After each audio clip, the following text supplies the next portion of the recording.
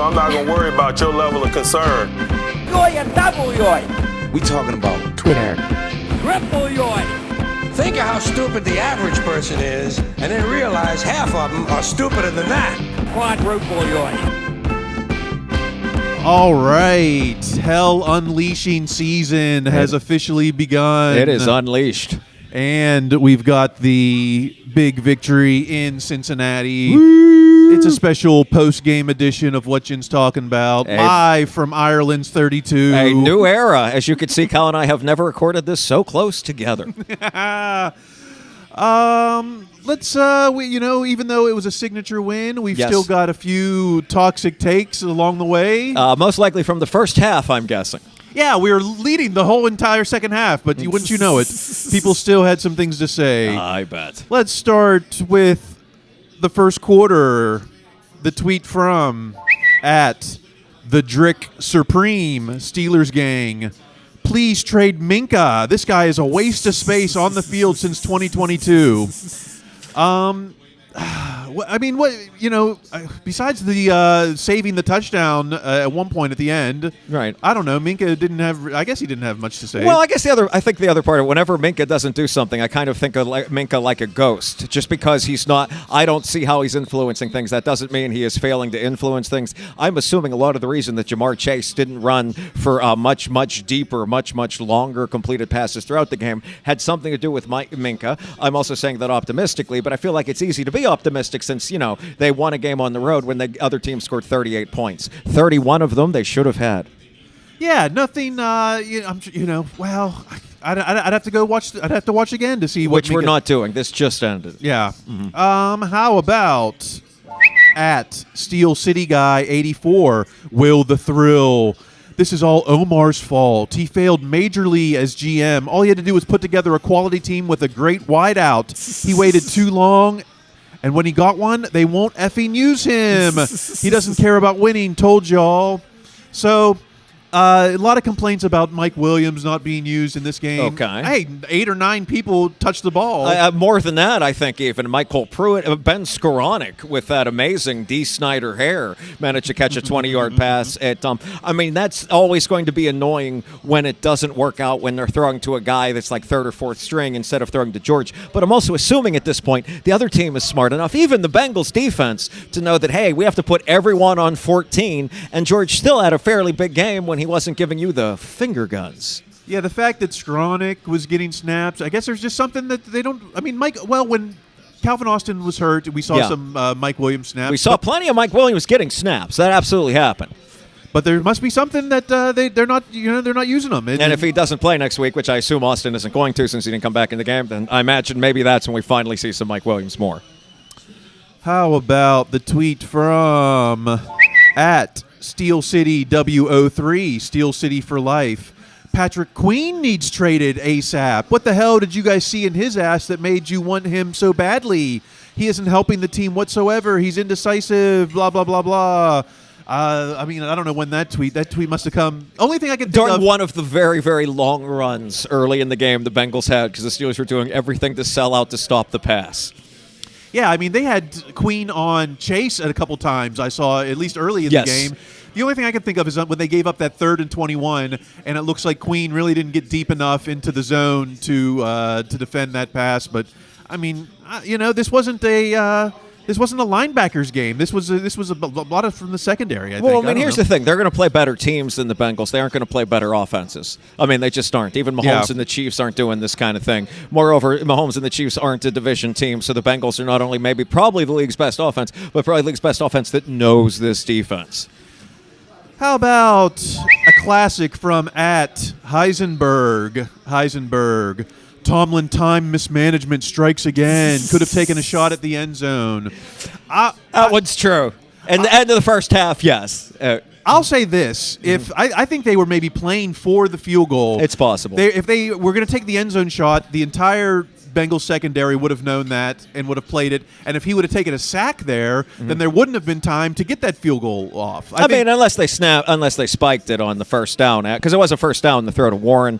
This is living in your fears But it worked out. It would have worked out more if they'd done more with the gotten the touchdown on the first, second half. But yeah, I mean, it's that one that worked out. But yes, that is living in your fears definitionally. Took the 6-point lead at the half. I don't know. I bet they. I bet they just. I'm sure they asked him at the press conference. I'm sure that's just going on right now, Yeah. which we can catch later since we're doing this. This is awesome. How about at Wise Tim 55 Scarecrow? I've seen enough. Extend Russ 2 years, $80 million. Are you ready to give him the contract after this game? I'm getting closer. I mean, 400 some yards, all those touchdowns, an interception that really wasn't an interception. And I felt like the offensive line was good, but not great.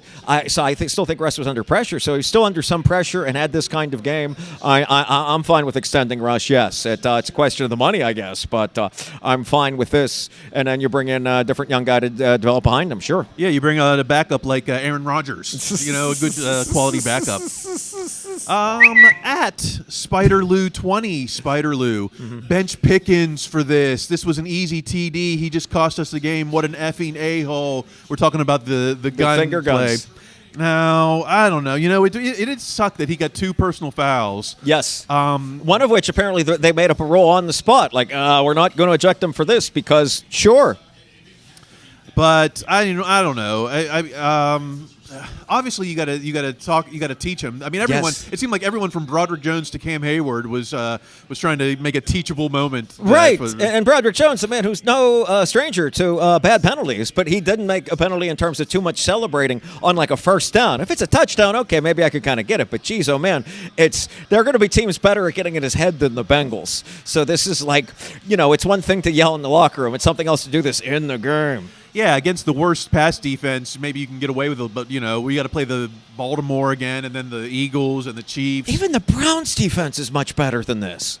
I'd like to see him take a more T800 type of, just strictly Larry business. Fitzgerald. Yes. Yeah. How about at One-Eyed Willie 757, your average Yinzer?